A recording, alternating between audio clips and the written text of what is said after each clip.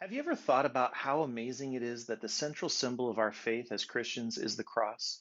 In the ancient world, a symbol like this would have been unimaginable. This is because in the ancient world, the cross represented the power of the Romans to crush and torture and humiliate anyone who dared to get in their way, anyone who opposed them. The theologian and historian N.T. Wright points out that in the years before and after Jesus, there were many other Jewish leaders who came into Jerusalem claiming to be the Messiah, and the Romans crucified all of them.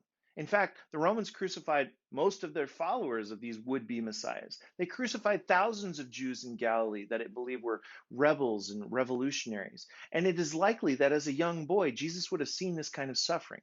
Just as a point that I think is interesting, um, we often talk about the thief on the cross who was next to Jesus, but the Greek word, we see it in some of the older translations, is often translated brigand.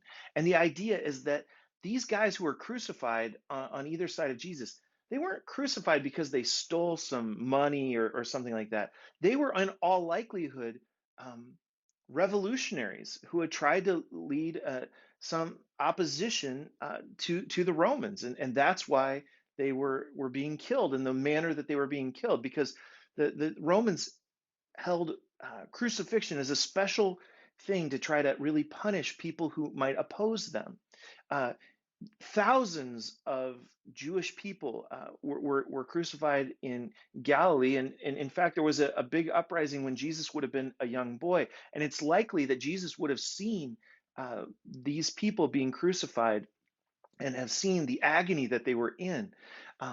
We know that when the Jews sort of led an uprising against the Romans in AD 70, when the Romans finally broke in and put down the uprising after a lengthy siege, they crucified thousands of people. In fact, the Jewish historian Josephus says that the Romans literally ran out of wood for crosses because they crucified so many people. And I'm giving you all of this background because I want you to understand the cross was a simple symbol of something at first, but you wouldn't have thought it would be for Christianity. The cross was already a symbol of total defeat.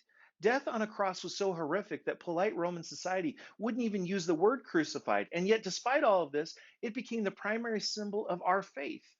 In his book, The Me I Want to Be, John Ortberg writes, "Who would ever think that a means of execution should be their company logo?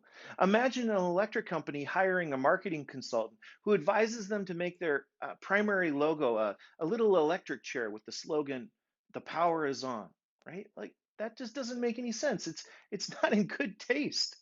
But this is what Paul was getting at in 1 Corinthians 1 when he wrote, "But we preach Christ crucified, a stumbling block to the Jews and foolishness to the Gentiles. But to those whom God has called, both Jews and Greeks, Christ, the power of God and the wisdom of God. For the foolishness of God is wiser than human wisdom, and the weakness of God is stronger than human strength." The reason why the cross is the perfect symbol for our faith as Christians is because it reminds us that our God turns the world's normal order of things upside down. Our passage, I think, reminds us that we can't live for the approval of other people because their opinions are always changing and the cross makes no sense to them. Jesus never sinned, and yet he died the death of a revolutionary when the people of the world turned against him.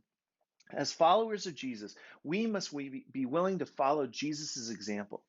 Let me leave you today with the Apostle Paul's words about this subject from Galatians 1:10. Am I now trying to win the approval of men or of God?